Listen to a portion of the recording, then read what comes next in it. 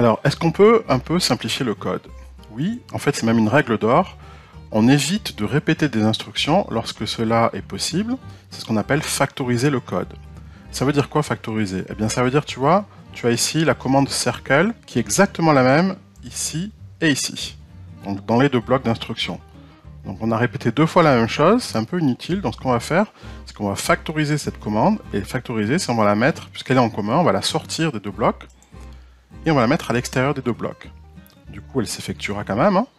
Donc si on reprend le code, on écrit ici que si la position de la souris est supérieure à 50, je remplis en rouge, sinon je remplis en vert, et ensuite je crée le cercle. Au lieu d'avoir rempli en rouge, créé le cercle, ben je fais, ou alors d'avoir rempli en vert et d'avoir créé le cercle, je remplis en rouge ou je remplis en vert, et c'est à la fin que je crée le cercle, d'accord?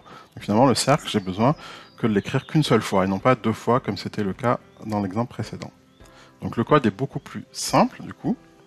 On dit qu'on l'a factorisé. On a factorisé la commande circle. C'est un peu comme en mathématiques, lorsque tu as un produit, par exemple, tu as 5 fois 3 plus 5 fois 2, bah, tu peux factoriser le 5. Tu le mets, ça va faire 5 fois 3 plus 2. Tu le mets devant. Bah, là, c'est la même chose, la commande circle, on l'a mis devant, enfin là, c'est tout à la fin. On peut encore factoriser un peu plus, puisque tu vois, on a la commande fill qui est ici et la commande fill qui est ici. Alors c'est vrai qu'on n'a pas les mêmes nombres.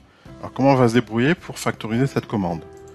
Bien, je vais la mettre, la commande fill, tout à la fin, juste avant la commande circle, mais il faut bien que je la remplisse avec des variables, hein, parce que là j'ai du rouge, là j'ai du vert, donc je vais créer des variables rouge, vert, bleu, d'accord? Donc les variables je les crée en tout début de programme, donc ici je les utilise, ces variables rouge, vert, bleu, et là, à l'intérieur donc du bloc rouge, au lieu de mettre fil, je vais tout simplement remplir les variables rouge avec 255, pas de vert, pas de bleu, donc ici j'aurai bien du rouge, et ici, sinon, j'aurai bien du vert, tu vois, parce que le rouge est à 0, le vert est à 255.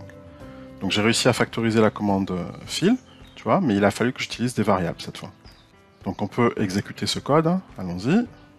Je vais créer mes variables, let rouge, vert et bleu. Ça c'est mes trois variables que je déclare. Je ne les remplis pas encore, je vais les remplir ici, donc à la place de fill et de circle.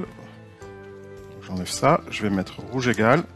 Donc ici c'est du rouge, donc j'ai 255, le vert on a dit que c'était 0, et le bleu c'était à 0. Donc ça c'est le premier bloc. Le deuxième bloc, donc je vais enlever tout ça là, je le factorise, je le mets à l'extérieur.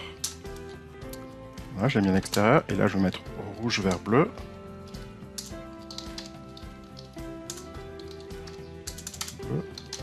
Et ici je mets le rouge à 0 et le vert à 255. Le code marche de la même façon, hein.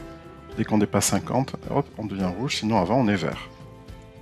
C'est exactement ce qu'on a dit ici. Si on dépasse 50, ben on met rouge, sinon on met du vert uniquement. Et les commandes fill et circle, on les met devant tout le code, c'est-à-dire à la fin. Donc on a factorisé.